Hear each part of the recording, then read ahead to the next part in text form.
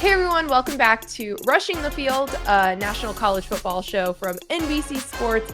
He's Joshua Perry, I'm Nicole Auerbach, and we've got a lot of news to get into, starting with your favorite school in your favorite college town, Ann Arbor, Michigan, the University of Michigan, self-imposing 2-game suspension on Sherrone Moore. I know you've got a lot of thoughts on this, but just real quick for our listeners, in case they're not aware of kind of the bare bones of this, this is related to the Connor Stallions story.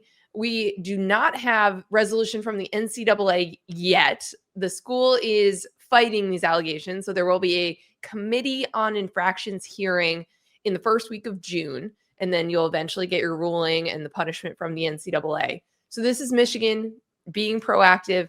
This is related to deleting 52 text messages that existed between Sherrone Moore and Connor Stallions, deleted the day that Connor's name came up as the central figure in this scandal. They were recovered and used in the NCAA investigation, but this is Michigan saying like that was bad behavior. This is someone who is going to be viewed as a repeat offender because he was tied into the COVID recruiting violations NCAA issue as well.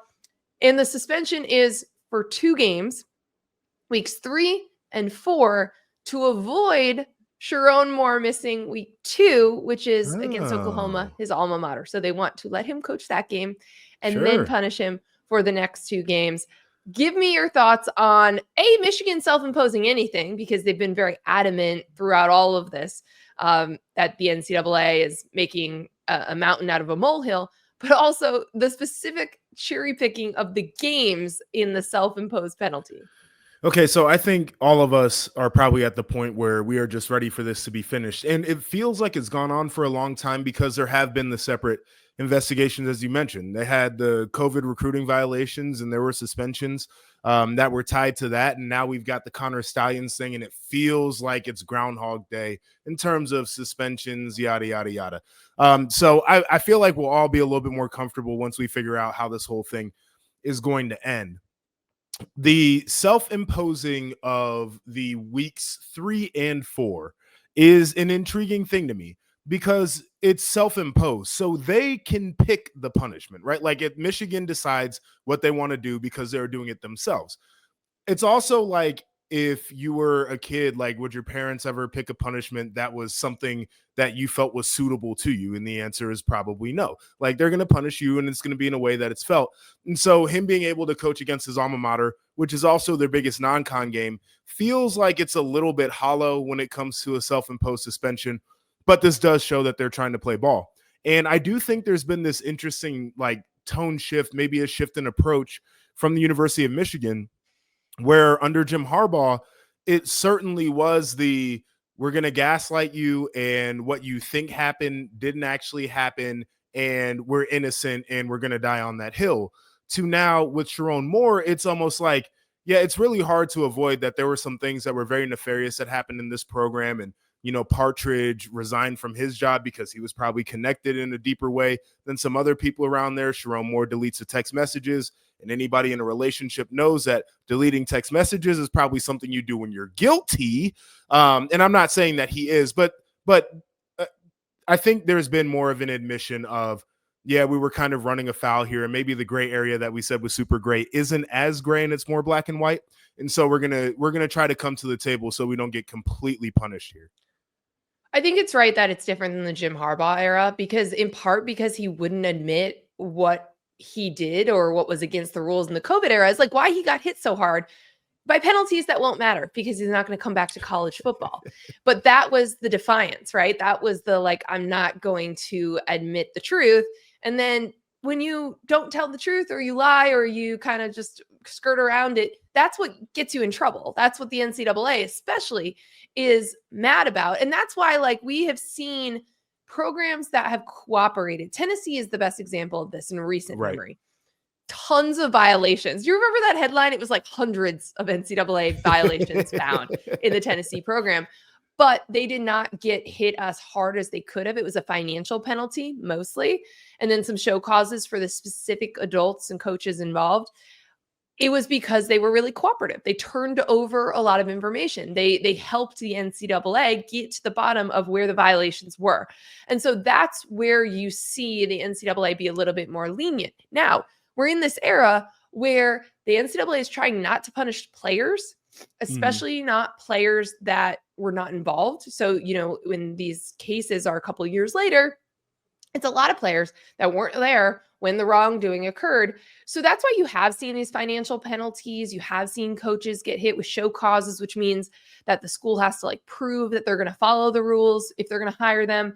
We've seen suspensions regardless of that, right? Like if Jim Harbaugh were to come back to college, he'd have to be suspended for a year, I believe, is the part of the penalty. I didn't even look it up because he's not coming back to college. He ain't coming back. But it's stuff like that. Will Wade had that penalty of okay, you can hire him, but he's going to be suspended X amount of games. So it's you're weighing the risk and the reward for that as an athletic director. So it'll be interesting to see what kinds of penalties ultimately come with this case, because it is unprecedented. To your point, there's lots of different avenues you can look at it. And I think that's what Michigan's saying with this specific penalty for Sherrone Moore is you shouldn't delete text messages, right? You should be able and willing to help investigators look into something that is accused. But you're going to see different types of punishments for different people involved in this. We'll see if the NCAA finds more about how the system worked with Connor Stalions, what his particular penalty is, because we know based on the way he's talked in the Netflix documentary and in general that he wants to coach again, right? He's been coaching in high school, right? But that's going to be a piece of this.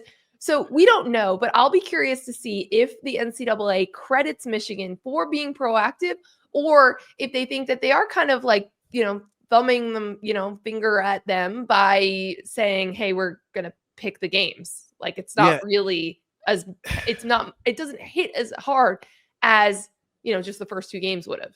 It doesn't hit as hard, but I certainly do think it represents a different approach. And you weigh the positives with the negatives. If I'm sitting there in the NCAA office, I'm going to be okay, I get it. You guys are trying to play ball, but come on. So, it depends on who's sitting there in the room. One thing I do want to say, and maybe this is giving Jim Harbaugh a little bit too much credit, but there's part of me that believes that he doesn't believe that he did anything wrong in any of this, where his morals told him that he could operate the way that he did, and that these people were overreaching and they were doing the most, and it was none of their business to be involved in his program to the extent that they were.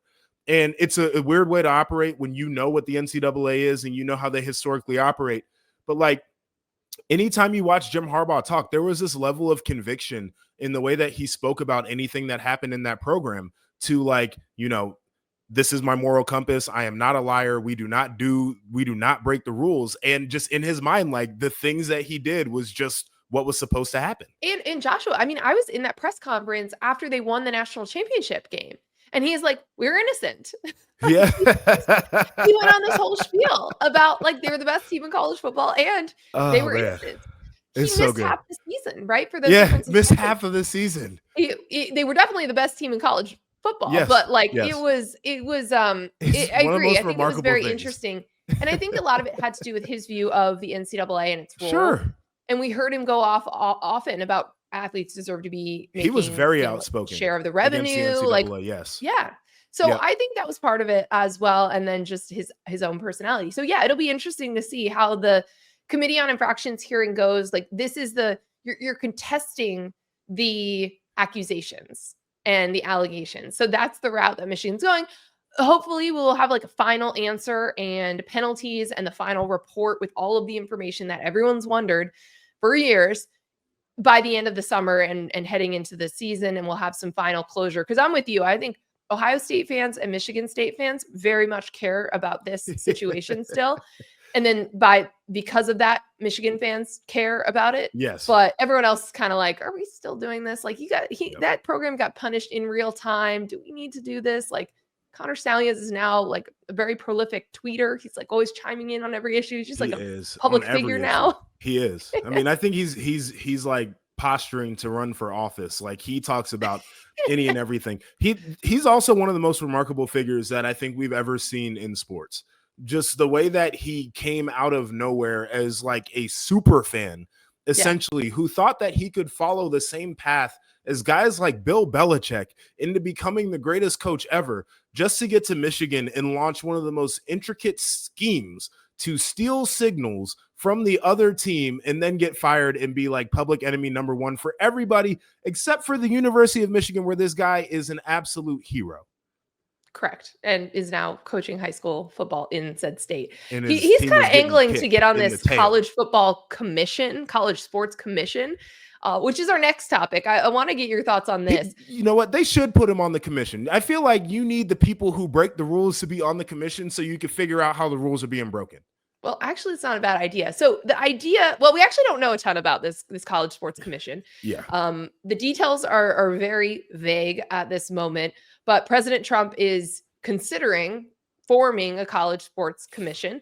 All we really know is that it would be co-chaired by Nick Saban, who President Trump saw at the Alabama commencement address, and they met, and then obviously it kind of piqued his interest even further into college sports and issues around NIL and kind of the lawlessness related to it, because that's the way that Nick Saban describes it. So the co-chairs are Nick Saban and then Texas Tech billionaire booster Cody Campbell. So I like that piece of it, because this is someone who's been bankrolling these incredible NIL deals for Texas Tech. Like they broke the market on softball. They've spent so much on football, basketball, like their resources have always been at a high level. So I think it's important to have someone who really understands the infusion of money and how it works in college sports right now. But yeah, we don't know anything else about this. We don't know what they would be tasked with. It reads as another committee in a world of many committees throughout the NCAA and in college sports, trying to fix problems. I imagine that a lot of the conversation, like I imagine like putting a lawyer in there. There should be a few lawyers in this group, but people being like, oh, we should have we should restrict this and this and this. And then people being like, we're going to get sued immediately, or that's illegal, because that's been the problem. Every time the NCAA has tried to put rules around, player movement, NIL and stuff, they get sued. So that's where I'm like not entirely sure what the commission and the recommendations can do, because I feel like people like Nick Saban, they want more rules and restrictions. And I don't know if you can do that in the current landscape. Well, as long as the rules become laws, and this is why I think it is intriguing, if they're making recommendations to Congress, and somebody even mentioned executive orders, which we know those will end up in court if they try to go that route. Real quick on that, I don't think that is going to help, because I don't think that's like a solid enough to give true direction for college sports. You mean executive orders? Yes. Well, it needs to be law. It needs to be a law. No, I think the executive order thing is the wrong way to try to approach it, if that's what they want to do. But if they can make recommendations to Congress and they can actually get people to create laws that are constitutional surrounding student athletes, then I do think that this is a commission that can make some sense here. To your point, if they're just recommending rules to the same people who have been making rules, we're not actually doing anything. One of the things that I do think is very intriguing about this, just from a political standpoint, is when you look at Congress and when you look at the White House and you think about their role in politics in terms of how they view labor, that's where I'm intrigued about this, because people have talked about student athletes becoming employees. And there are some people that are pro-labor and pro-laborers' rights, and there are other people that are more maybe anti-labor and don't necessarily want the workers to have as many rights and as many ways to advocate, et cetera, et cetera. That's where I do become extremely intrigued by this, in terms of if they can start to lobby and start to get people to create laws, what do they look like from a labor standpoint, and is in the favor of the university or the student athlete? That's a great point, because part of the reason that I would always explain why Republicans and Democrats were rushing to get these NIL state laws out there, and why you had different bills coming out of Congress on both sides, was you had the Republican side being like pro-free markets. So you didn't want to cap the earning potential for these athletes. And then the Democratic side being pro-labor, right? And wanting athletes to be employees and get protections. So you had both sides and reasons that they would be fighting for this. And this push, or at least again, the way that from the few details we have, feels more like protecting college sports and protecting schools and coaches who want help to create rosters and like to limit the freedom of movement and the empowerment from the players. And that's the interesting piece, because you do need help from Congress from that. That's when we talk about like an antitrust exemption. Yes. And the ability for the NCAA to create rules. And just like as a kind of a secondary point on this, there was a really interesting hearing this week about streaming in sports. And Ted Cruz was involved in this, and his committee from the Senate. They were talking about how there were two interesting points. One was that there are too many different things for people to have to pay for and to track to watch their favorite teams. Sure. And maybe that's something that they could look at under the Sports Broadcasting Act from 1961. That act is also the same one that says the NFL has to avoid Fridays and Saturdays until mid-December. That point came up as well, that they're kind of skirting around that by going up against college football with the expanded playoff and Black Friday in particular. They brought up the Black Friday games going on streaming, which is a college football day. So do you look at that and extend it to protect college football more, and high school football as well? Does the NFL lobby against that and push back on that, and that changes? And can you use that act to help give some antitrust protections for college football, or does that spin off into that to help college football? So like that's another really interesting angle to this, because I think that the streaming thing is very important to fans, right? The fact that like, for some of these people, if you root for, I want to say like the Yankees have like, you have to watch games on like 4 different services to watch all of their home games. I mean, I've lived in the RSN world, and the amount of different things that you have to be hooked up to, and you got to make sure you're in, and then blackouts. And it's crazy. So I get it. So I think that's an interesting avenue that could have implications on college sports, but also specifically the Broadcasting Act, because that is what has allowed college football to do what it does. And we talked about it so much with the expanded playoff and the NFL putting some of their best brands to go head to head against college football in December. Yeah, I mean, it's come up recently in the last few years, but I was shocked at how many people didn't know that like the Saturdays were legally protected. And we've seen it now. The NFL will take any real estate that's offered to them and they will dominate it. And that's why it had to be done. That's interesting. Just an aside too. I don't know why college sports fans particularly are acting like ESPN was free, because they always talk about how much they have to pay to watch games. And it's like, you've pretty much always had to pay to watch games. If you ever watched your team play on ESPN, you paid for that channel. That's neither here nor there, but it's just an interesting like thought process for college sports fans right now. Yeah. Well, because if you turn TV on, it feels free. Right. So you were a child and you just got used to it.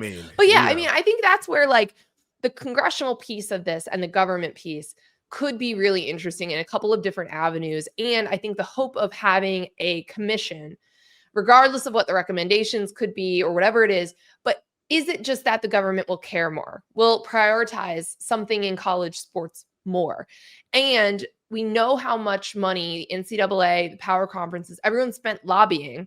I do think there is an increased understanding of how NIL works and revenue sharing and Olympic sports. But the question is going to be like, will there be something to legally protect the ability to make rules? That's basically what they're asking for with an antitrust exemption, or something that's narrow, right? They're also asking for them to say athletes cannot be deemed employees. To me, I know why that's like a line in the sand, but to me, that's less important than the ability to make rules in general around things without getting sued immediately. Yeah. No, I mean, more than the ability to make them, the ability to enforce them. Right? Like, that's a big thing that everybody's looking for here. One other off the field storyline that just won't end is the house settlement saga. It stretches at least another week now. So, again, I know college sports fans aren't super interested in this, but it is holding up the revenue sharing era and some of the other new rules. So just quick rundown. The point that it's hinging on is roster limits, which I have said from the start, I don't know why this needed to be in the settlement in the first place, but it's because, you're going to increase scholarships. So you just have to have like a maximum number per sport, I guess. I still don't think that needed to be in there. But the judge, Claudia Wilkin, has basically said, you need to do something about the athletes who just got cut from sports because of the anticipation that this is going to pass. Why does this have to take effect immediately? You could have done this over a period of years, could have grandfathered in athletes who would be cut. And she's not wrong. This could have been dealt with like on the front end. You could have said you have to hit these numbers by, 2028, but they didn't do that. So the plan that the NCAA and the power conferences, they've all proposed is basically to grandfather in the athletes, the ones who have been cut or the incoming freshmen who were told they don't have a not a scholarship. These are a lot of non-scholarship athletes. They don't have a roster spot if they come to their school. So they would essentially be able to be a little asterisk, not count against roster limits for the entirety of their career. We will see if that's enough to satisfy Judge Wilkin. And we will see if this settlement gets approved, because Joshua, as soon as it does, if it does, then we can start talking about the rules around the revenue sharing and, what each school is doing, how they're structuring it. Everyone's preparing for it under the assumption it's going to be approved, but you just never know with judges. And this is something that I think they're going to have to do regardless. Like that, to me, just do the revenue share, allow schools to pay their players directly anyway. The NCAA has already shifted its governance model. It's already changed and eliminated rules around this stuff anyway. So I think we're moving into that. The question is, does the settlement get approved, or are they potentially going to lose billions of dollars more by actually taking this to court? Which is wild. I hope that part of it gets done so we can turn the page. But I'll say I was talking to a GM at one of the schools who's got a whole bunch of bankroll, and I was like, so how does your world change with rev share coming in, like, in the clearinghouse with NIL deals? And he told me point blank, we're looking at ways that we can get around that. Everyone is. I know, but that's the craziest thing about this is I feel like we thought that some of us, maybe more naive people like myself, thought that like, oh, they're doing this thing and now we're blah, blah, blah, blah, blah. But this sport has always been for cheaters. People in every era of this sport have found ways to skirt the rules, play in the gray area, and these people are actively planning for this settlement to go through and to pivot to how they're going to figure out how to give large sums of money to kids, even though there's a clearinghouse. Yeah, and is the clearinghouse even going to be legal, right? We'll see that first of all. But yes, people are already trying to figure out how to skirt the system, where the loopholes are. We've also already seen people load up deals, like front-loading deals before the settlement takes effect. Oh, yeah. And just paying the lump sum now because that deal these kids are getting like fat signing bonuses, and it's like, And college basketball, the market was insane this portal wild for that reason, because it's like, here's a one-time deal where we can do this. Like, here's $3.5 million. Right. These are not actually what people are worth. It's just where the money is right now. Like a very fortuitous time to be in the portal. So we'll see. We'll see what happens there. Again, the earliest that this could be wrapped up is now next week. Still hoping it's got to be by the end of May. We got to know a final answer, I think. And then July 1, August 1. These are when certain things take effect moving forward. And then, we can talk about hopefully college football again. And there isn't any right now, right? We're in the total dead period, the absolute of the off season. Spring ball is in the rearview mirror. Got a few months to go until we get to fall camp. So Joshua, I think it's a good time to talk about burning questions nationally. We've done some within the Big Ten because we went on our spring trip. But I want to talk like nationally outside of that. So we don't need to talk about Penn State. We don't want to talk about Bryce Underwood or Ohio State and where they are. I want to start with Arch Manning. There's nowhere else to start in college football this year. We've seen glimpses of him. We've seen him used in small doses. We've seen him fill in when Quinn Ewers was hurt. But this is the Arch Manning show now in Austin. He's waited his time.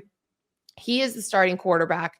Expectations sky high because of that last name and because of, I think, the athleticism we've seen when he's been in. But he had his normal ups and downs being a young, inexperienced quarterback. So is he going to be good? Is he going to be as advertised, Joshua? What are you expecting out of Arch? Okay, so I guess the first question I would ask anybody who is asking me this question is, how good do we think he is, right? Like, that's the starting point for, is he as advertised? Well, how is he being advertised? Because if you're telling me that he's going to be, one of the I would say top 15 starting quarterbacks in college football, yes, he's as advertised. Is Arch Manning going to win a Heisman? Is that what we're advertising? Because I'm not ready to get there. I'm just not quite ready to get there. You have to think about it like this. This is a guy who, even though he played this year, Steve Sarkisian went back to Quinn Ewers, who ended up being a 7th-round draft pick, right? And there's a reason for that. Whatever the reason is, there is a reason for that. And part of that is that Arch Manning just wasn't clearly better than Quinn Ewers at that stage. Now, another offseason of development, right? Knowing that the job is his, maybe that's the difference for him to break out and be the best quarterback in college football. To your point, every single tool available to him to do that. He's going to have a great team around him to support him. So he's going to be in an advantageous situation. But I feel like there are a lot of people that are looking at this as like Arch Manning's going to be the best quarterback in college football. Arch Manning is going to be a Heisman finalist this year. And I don't think it's fair to that kid, even with the last name, to do that to him. I do think he'll probably end up being one of the top quarterbacks in the SEC or one of the top quarterbacks nationally. But I do want to wait and see a little bit before we start talking about his ability to win a Heisman Trophy. I think we've already heard that from some of the NFL execs, right? Because Sure. people were already ready to pencil him in as the projected number 1 draft pick. And I've seen reporting in Sports Illustrated, and it was basically just saying that, like, let's let him play a little bit. Like, this is an entirely tiny body of work. We need to see more. And I feel like college fans should take that approach too.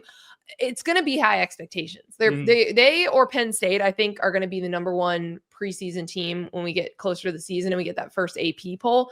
So the expectations are going to be really high. They're going to be favored to beat Ohio State with the amount of returning talent that they bring and Arch at quarterback. I think, you come in with an advantage of having been in the system, in the meetings for 2 years. People thought he was going to transfer out because he wasn't starting. I think it was a really smart decision to just stay and learn and develop and go in the weight room. And that's where I think you think, okay, his uncles, his dad, their experience in football, understanding that and wanting to play for Steve Sarkisian, be in his offense. A kid that's not hurting for an NIL check today either. Like, that certainly helps your ability to be patient. Agreed. And so I think that was really smart, and we'll see how that pays off. But I think that it's going to take time. It's all about reps, all about experience. You're not going to be perfect right from the jump. And we saw that last year, put in position because of Quinn Ewers' injuries. We saw athleticism. We saw that he could run better than his uncles can, right? Like, we saw like he's an athletic dude, but decision-making, the footwork, everything needs a little bit of work, but he's got an arm. He was a highly, highly touted recruit. Yeah. But I think we do need to see some time and not put too much pressure on him to be perfect right out of the gate. I do think that he will end up, in the Heisman race. I do think Texas is going to be one of the best teams in the country this year because of everything that's around him.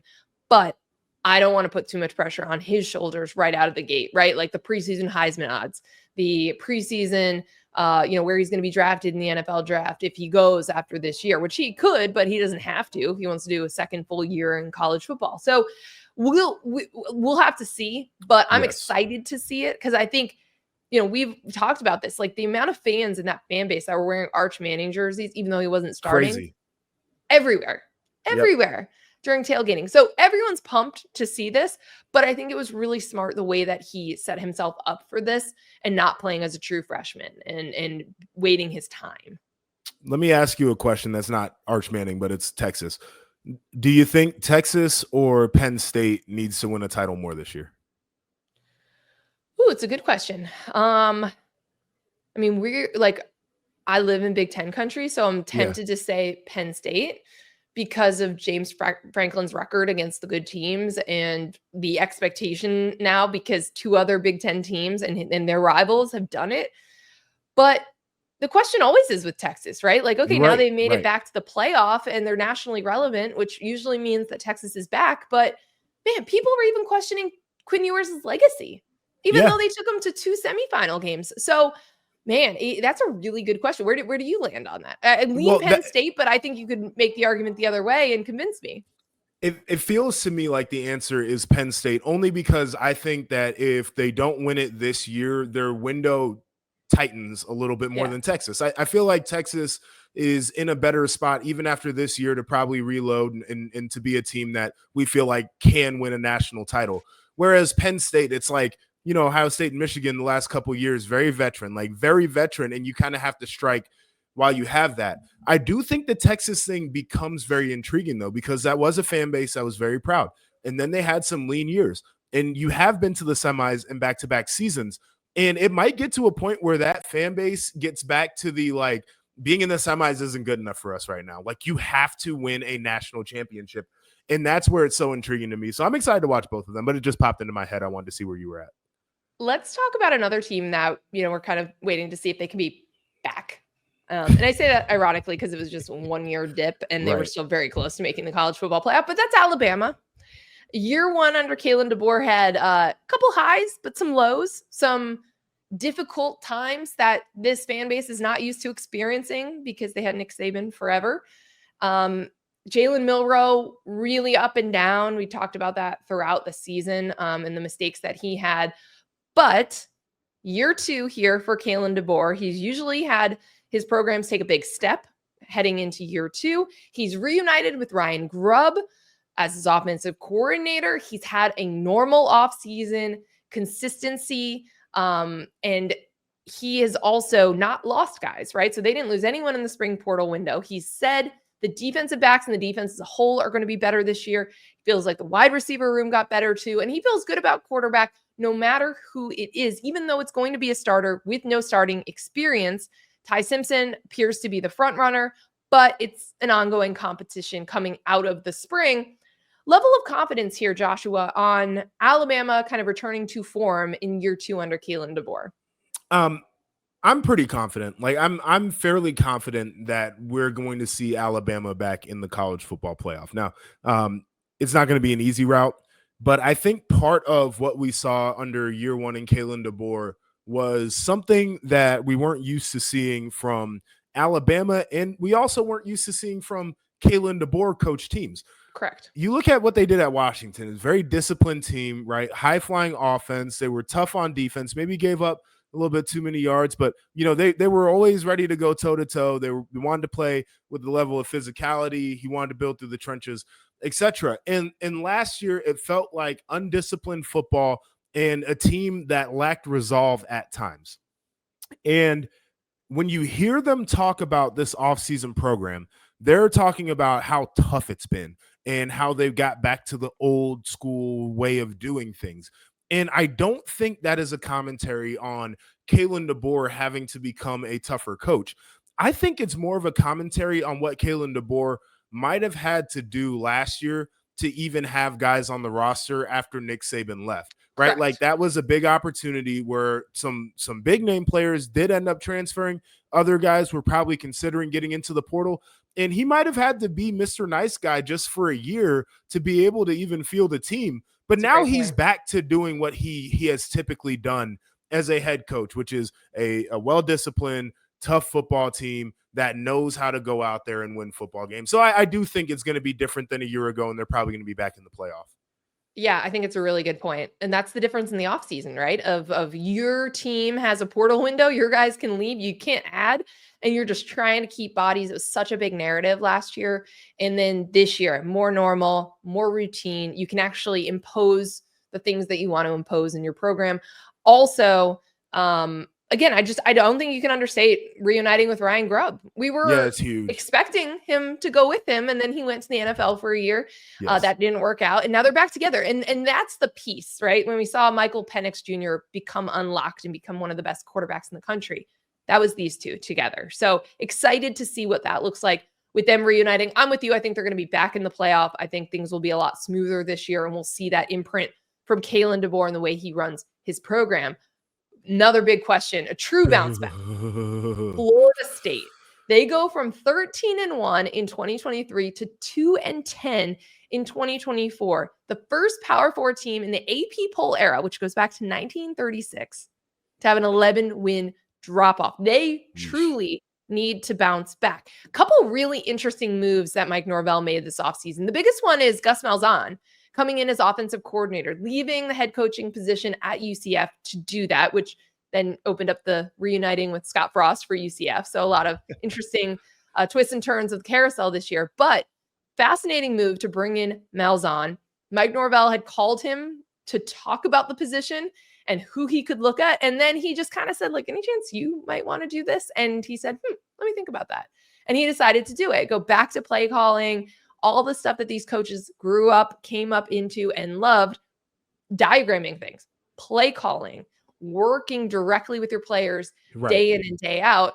And then Mike Norvell goes out and gets Tony White from Nebraska, one of the best defensive coordinators. A huge hire. That side. That was a huge hire. So two different routes, one coach he was super familiar with, one he had not worked with before, but really intriguing hires. And then Mike Norvell said, hey, I'm going to approach the portal differently. Everyone called me a portal guru. And then last year we missed on guys in the portal. They were not what we thought they were. Last year's approach was a lot of potential. So it was guys that were highly rated coming out of high school, hadn't played a lot at their places. This year's approach to the guys they added were production. And we've talked about this with Curt Cignetti because he's really, really clear on this. They've taken a lot of guys out of the portal. And he goes production. Doesn't matter what level. Doesn't matter if it's a group of 5 level. He believes production can translate. So that's where Mike Norvell changed his approach this year in those pieces that are supplementing the guys that were there. Going for production over maybe the bigger names, over the potential of guys that came in with highly recruiting, profiles coming in. Yes. I love these coordinator hires. I think by default, they will have to make the team better by hiring one of the best offensive minds in this era of college football and one of the best defensive coordinators in the country. But I don't know what the ceiling is. Like, I don't know. I don't have a great range of like where this team is going to win, like end up wins and loss record. But I do think they will definitely be better than they were last year. I mean, they've got to be better. I don't think they can really be worse, right? But it's an interesting thing because I do feel like in the ACC, there is always that opportunity for Florida State because they will have on paper one of the best, talent composites out of any of the teams in that conference. I think the approach is it's weird for Norvell because I love the fact that he is going for that production over potential in the portal. But the amount of times he has to go back to the portal, I do think really hamstrings what you do with high school recruiting because all of the guys that you brought in from high school feel like you are passing them over for other guys that are already proven players in college football. And now they're probably going to want to transfer out at a certain point.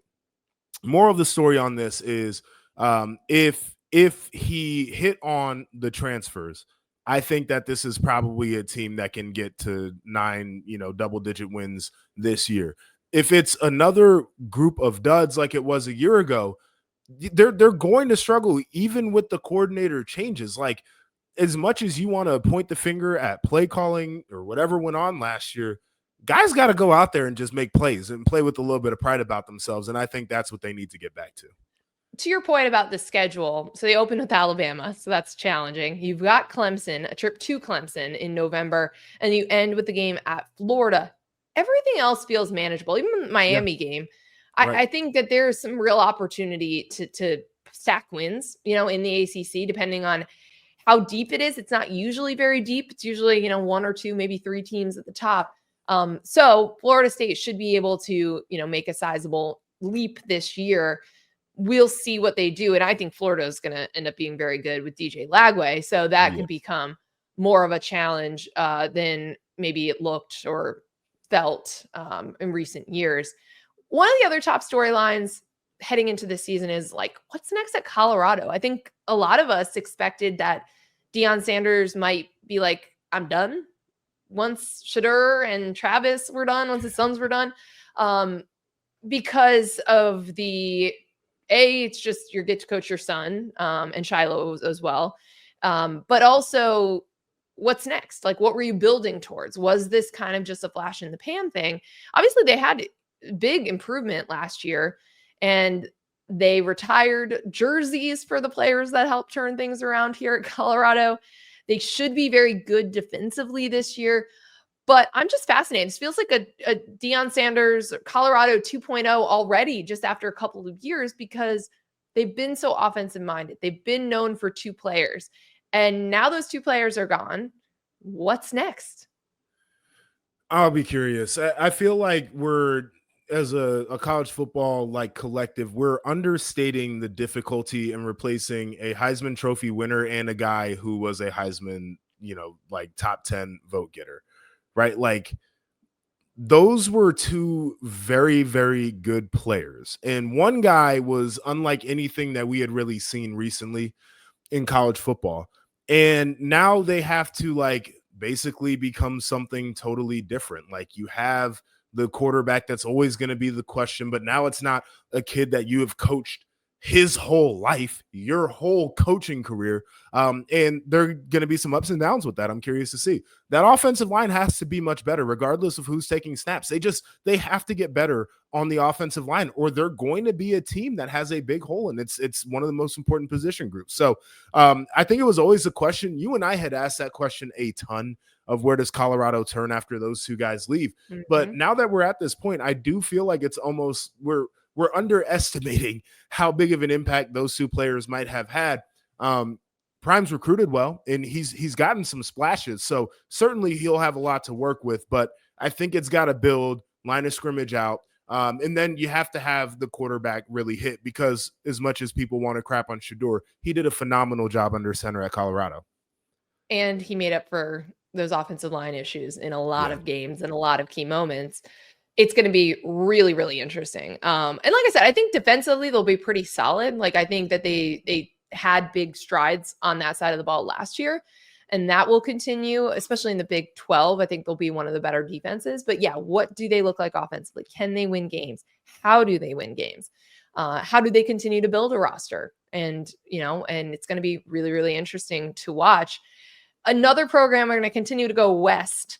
This is a Big Ten team, but we didn't really hit on them because they weren't part of our spring trip. And this is USC and Lincoln Riley. We've talked a lot about expectations and pressure on Lincoln Riley, the way that they lost games last year, and really dating back to the season before, when they kind of just, the second half of the season, they just kind of fell apart. But let's go back to all the way in the beginning. When he arrived at USC, they're coming off a 4-8 season. Roster he inherited, not great. Goes into the portal. This was actually kind of the first year one complete overhaul via the portal that we saw. And obviously it worked well. 11 wins, Heisman Trophy winning quarterback in Caleb Williams, trip to the Pac-12 championship game, really, really close to making the college football playoff in the 4-team era. But since then, it's been ups, there's been downs, and everyone's been looking for kind of USC to take that next step. This offseason, continuation of the defensive staff overhaul that he started last year, bringing in a lot of experienced guys, college and pros. There's been a real focused development on in spending on having a really good GM and personnel department, which is obviously very important in this era of college football, but especially going into the revenue sharing era. If you look at the recruiting, a lot more guys from Southern California, and he's saying all the right things now about making sure you are keeping some of the best talent in that region at USC, which is, we talked about that in the Pete Carroll era and other eras of USC being really, really good. So I think Lincoln Riley feels better about where things are this offseason.